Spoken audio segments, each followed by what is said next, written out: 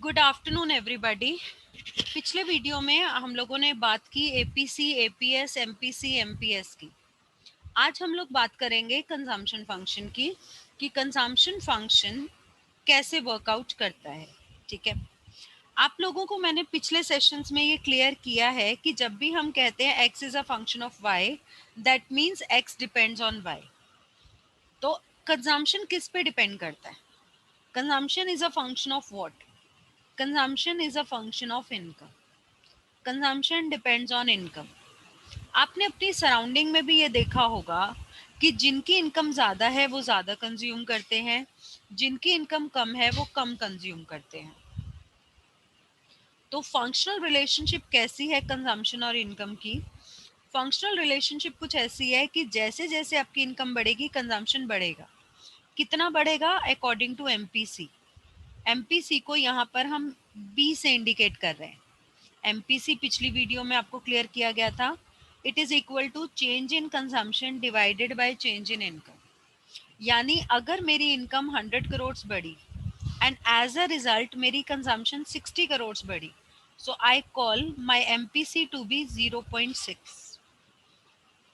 ठीक है, लेकिन आपको ये बात ध्यान रखनी पड़ेगी कि जब आपकी इनकम जीरो है तब भी आपका कंजम्पशन जीरो नहीं होगा। तो कंजम्पशन जीरो लेवल पे it will be equal to A. A is autonomous consumption. Autonomous माना independent consumption, माना वो कंजम्पशन जो इनकम के लेवल पे डिपेंड नहीं कर रही। आप सभी स्टूडेंट्स हैं, आप सब अर्न नहीं करते, तो क्या आप कंज्यूम भी नहीं करते? नहीं करते। तो अगर हमारी इनकम जीरो भी हो तो एक टर्म दी केन्स ने, वेदर यू विल बेग, बोरो और स्टील, बट कुछ ना कुछ आप कंज्यूम करोगे इन ऑर्डर टू सर्वाइव। तो उस कंजम्पशन को केन्स ने नाम दिया ऑटोनमस कंजम्पशन।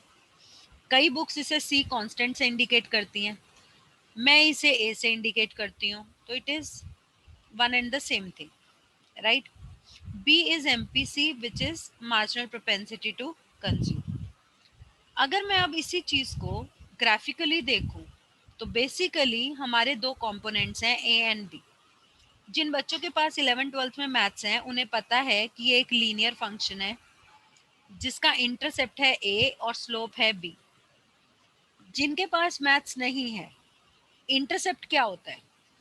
कोई कर्व जहां से शुरू हो उसे कहा जाता है इंटरसेप्ट। तो कंजम्पशन कर्व कहां से शुरू होगा? ए से, तो ए इज द इंटरसेप्ट। और स्लोप माना उसके बाद रेट ऑफ चेंज क्या है, कितना कंजम्पशन बढ़ रहा है कितनी इनकम चेंज होने से। स्लोप हमेशा बराबर होता है टेंजेंट थीटा के। Tangent theta is perpendicular upon base, तो delta C upon delta Y के ये बराबर होगा equal to MPC. 12th level पे हम एमपीसी को कांस्टेंट एज्यूम करते हैं, होता नहीं है, हम एज्यूम करते हैं, तो इसलिए ये स्ट्रेट लाइन है। अदरवाइज ऐसी कोई कंपल्शन नहीं है कि कंजम्पशन फंक्शन हमेशा स्ट्रेट लाइन होगा।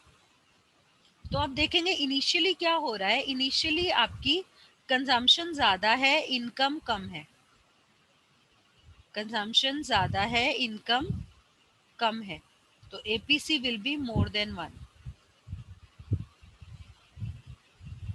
फिर इस पॉइंट बी पे कंजम्पशन और इनकम बराबर हो गए, तो आपका APC is equal to 1। Beyond this level आपका consumption is less than income, तो एपीसी इज लेस देन 1। तो अगर मुझे कोई कहे कि कंजम्पशन फंक्शन में 3 लेवल्स दिखाओ, तो व्हाट कैन आई डू? अगर मुझे कोई कहे show different values of APC on a consumption curve, तो I will show like an index. मैं इसको शेड कर दूंगी, मैं इसको डॉटेड कर दूंगी, and I will write here that in this shaded area APC is more than 1, B point पे APC is equal to 1, and in this dotted area my APC is less than 1।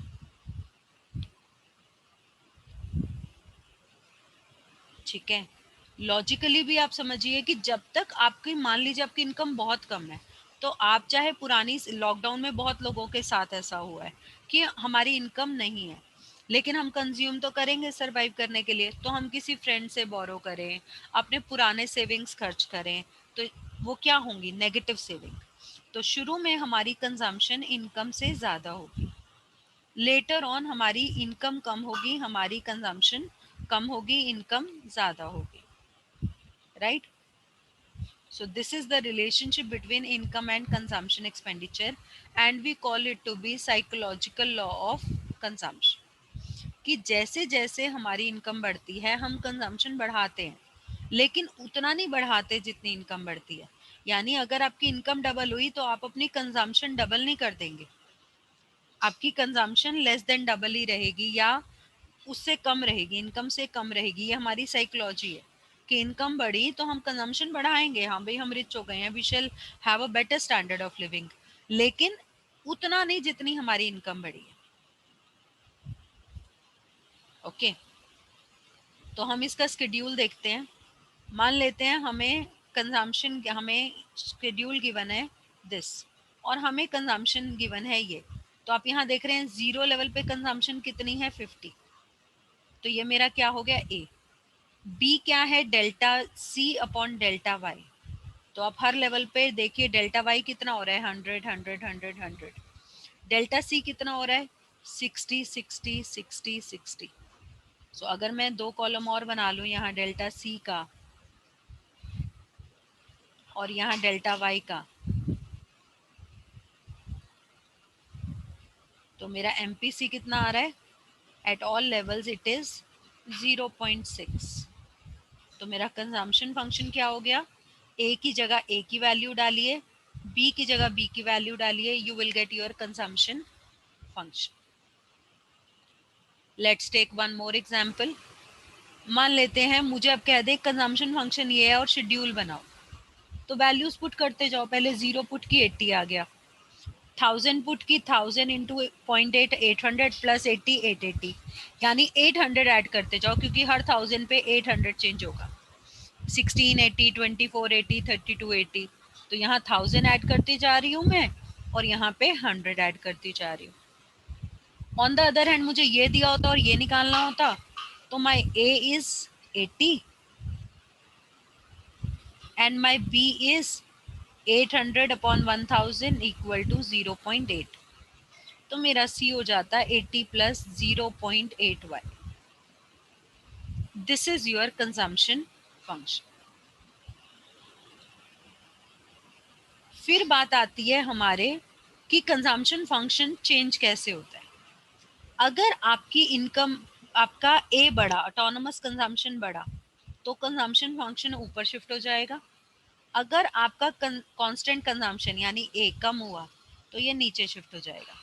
आपका देखो सी इसके बराबर है ए plus B Y, तो या तो ए change होने से ये चेंज होगा या बी। तो यहाँ मैंने सिचुएशन लिया ए चेंजेस वाली। ए इंक्रीजेस तो ऐसे, ए डिक्रीजेस तो डाउनवर्ड शिफ्ट। लेकिन आप देखेंगे कर्व अभी भी पैरेलल है क्योंकि बी कांस्टेंट है। जब भी दो कर्व्स का स्लोप सेम होगा तो मैथमेटिकल रूल है कि वो पैरेलल होंगे। जैसे 11th में आपका टीवीसी और टीसी कर्व पैरेलल होता था क्योंकि दोनों का स्लोप एमसी होता था। तो जब भी दो कर्व्स का स्लोप सेम होगा कर्व्स विल बी पैरेलल। अगर बी चेंज होता है तो बी इंक्रीज हुआ तो it shifted like this, you know, be increase हुआ तो लाइक दिस, और बी डिक्रीज हुआ तो सपोज ओरिजिनल ये था तो ये यहाँ आ जाएगा, ओरिजिनल ये था तो ये ऐसे शिफ्ट हो जाएगा। ए सेम है, ए में कोई चेंज नहीं है। So without changing A, if B changes तो हमारा कंजम्पशन कैसे चेंज होगा? That is given, right?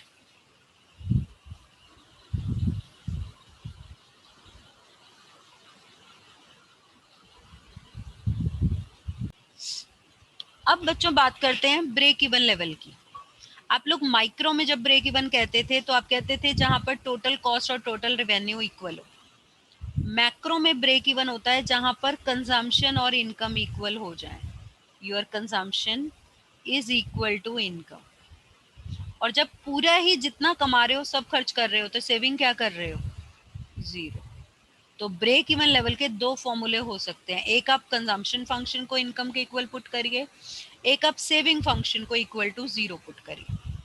तो ग्राफिकली जहां पर ये आपका कंजम्पशन कर्व और ये 45 degree line which is your national income line, ये एक दूसरे को कट कर रहे हैं, that is your break even level, right. तो अगर आप इसको मैथमेटिकली डेराइव करें, मैं वापस पीछे ही जाती हूँ, मुझे पता है my C is equal to A plus B Y equal to Y. Maths में इक्वेशन कैसे सॉल्व होती है, वेरिएबल वाले एक तरफ कर लो, बिना वेरिएबल वाले एक तरफ, दोनों में से कॉमन निकालो, 1 माइनस बी। तो मेरा इक्विलिब्रियम कहाँ आ गया, equal to, this is the formula. अगर मान लो मुझे c गिवन है इक्वल टू 20 प्लस 0.8y, मैं सीधे भी अप्लाई कर सकती हूँ। I can write break even level is equal to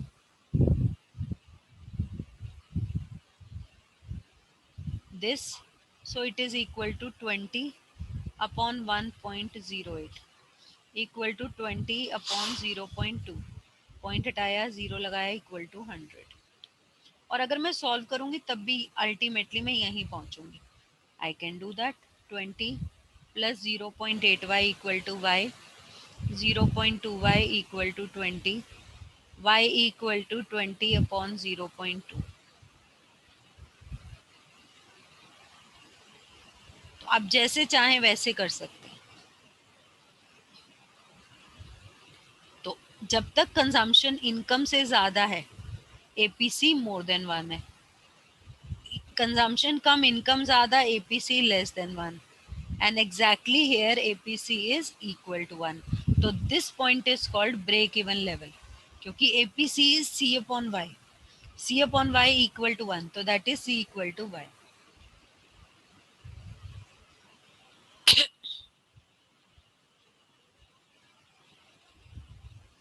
अब हम देखते हैं कि हम सेविंग कर्व कैसे डेराइव करते हैं कंजम्पशन कर्व से। मैं एक बार पिछली स्लाइड पे ही जाती हूँ दोबारा।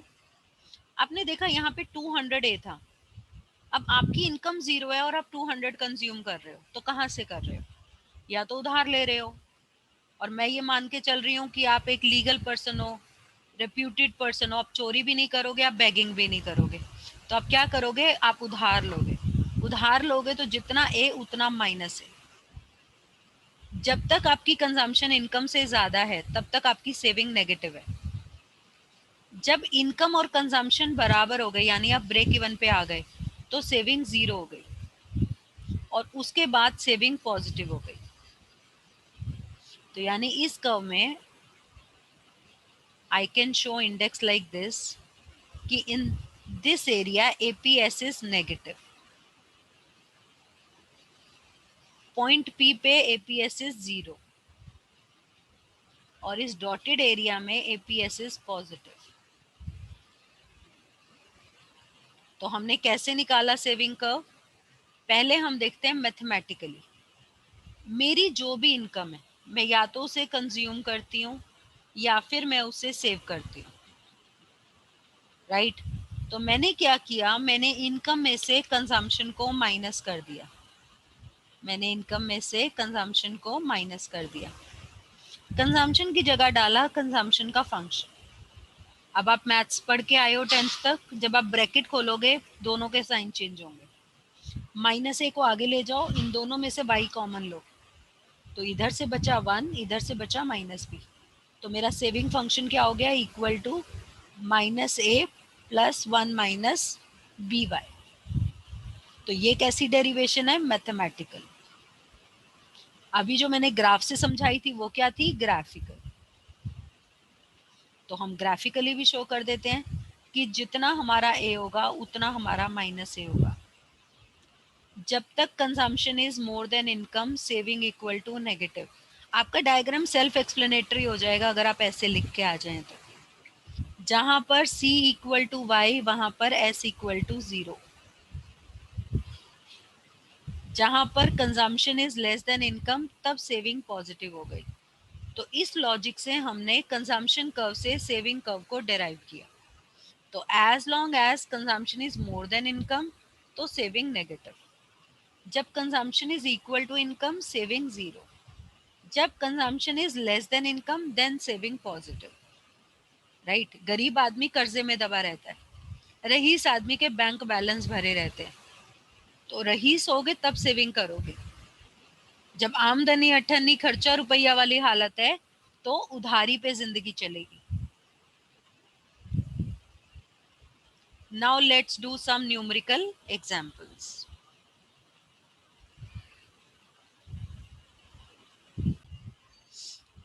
Numerical examples.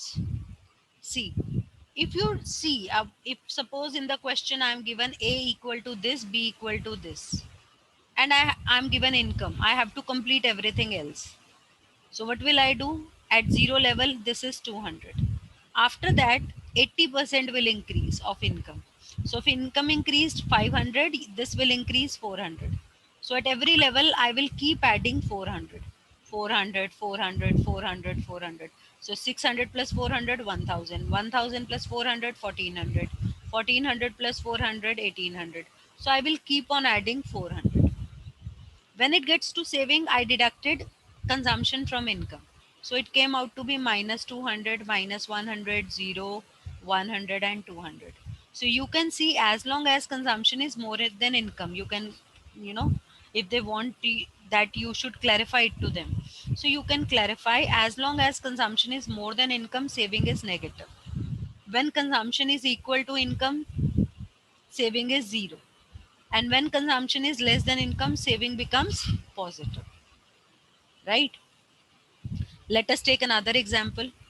Suppose I am given that in an economy, consumption at zero level of income is 500 crores.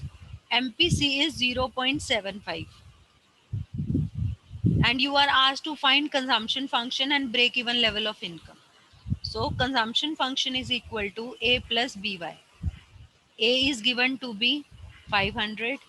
B is given to be 0.75. So my consumption function will be equal to 500 plus 0.75 by. This is my A part. B part, they are saying find out break even level of income. For break even level, C equal to Y. So 500 plus 0.75 y equal to Y. Y वाले एक तरफ equal to 500. So I get 500 divided by 0.25. अब अगर कोई बच्चा ये कहे इसके आगे भी आप समझाओ, तो ये प्रॉब्लमेटिक है कि आपने 10th तक का मैथ्स भी नहीं किया. Equal to 2000 crores. This is my break even level of income. मैं इसमें कुछ और पार्ट्स ऐड कर देती हूँ. मैं कहती हूँ फाइंड सेविंग फंक्शन, और मैं कहती हूँ find consumption and saving when income is 10,000 crores. So S is equal to minus A plus 1 minus BY. Just put the values. Minus 500 plus 0.25y. This is my C part. For D part, C equal to 500 plus 0.75. Y की जगह value put कर दीजिए 10,000. So 7,500 plus 500 equal to 8,000 crores. When in consumption is 8,000, saving is equal to income minus consumption, equal to 10,000 minus 8,000, equal to 2,000 crores. Second method, put the value of Y here. 2,500 minus 500, same 2,000. Both ways you can do it.